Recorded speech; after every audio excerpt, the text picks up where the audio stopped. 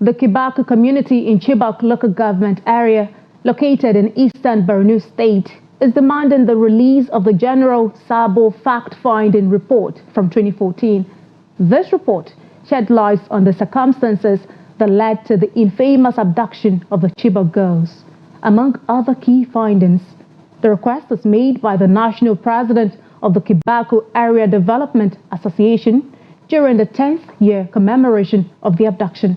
Trustee Neil Sampson has details of this report. As the community commemorates the 10th year since the adoption of the Chibok girls, tears fill the eyes of many. Amidst this sober occasion, community members are seeking answers from the Borno State government. They want to know under what guise and by what legal authority the state government permits the controversial and concerning practice of arranging marriages between returning girls and purportedly repentant terrorists.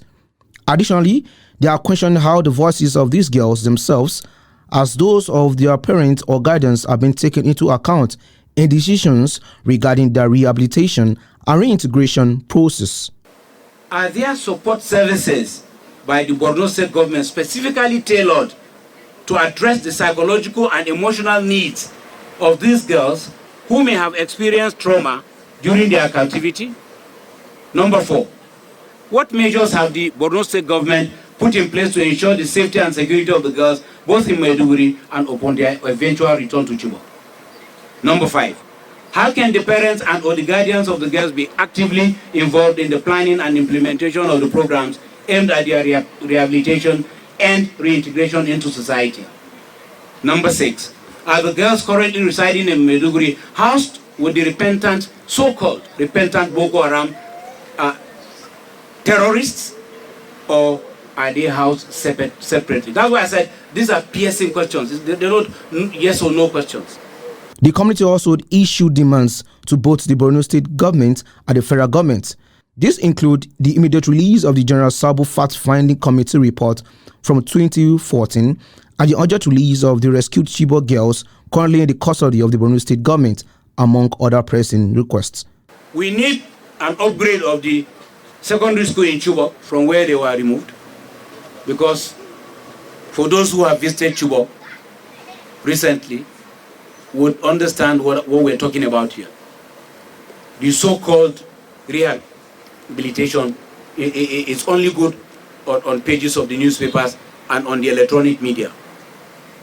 We want those schools to be properly rehabilitated and put to better use. Number 5, immediate disclosure of all the names of the daughters reported to be dead, as witnessed and established by their classmates and friends while in captivity. There's no dodging the bullet here. 2 of the parents have since gotten the news of the passing of their daughters and have brought a closure on their own. Sadly so. The parents and the community leadership want this position taken immediately rather than the endless and the hopeless waiting that we think is playing the ostrich. In 2014, we cried and we said as a movement that we are all Chibok girls. We said that as a way to garner a collective outcry to forestall the unnatural occurrence of the abduction. Regrettably, 10 years on, we are all indeed Chibok girls. Incidents of attacks on schools have spread to the northwest and even southern Nigeria. So far, 80 new incidents of attacks on schools have now been documented, with more than 1,800 students and 64 teachers abducted, while 184 students and 15 teachers have been reportedly killed. 10 years have passed since the infamous night of April 14, 2014, when Boko Haram insurgents stormed the government girls' secondary school in Chibok, Borno State, adopting 276 girls and igniting global outrage. A decade later, the fate of 89 of these girls remain uncertain. Noel Sampson, Trust TV News, Abuja.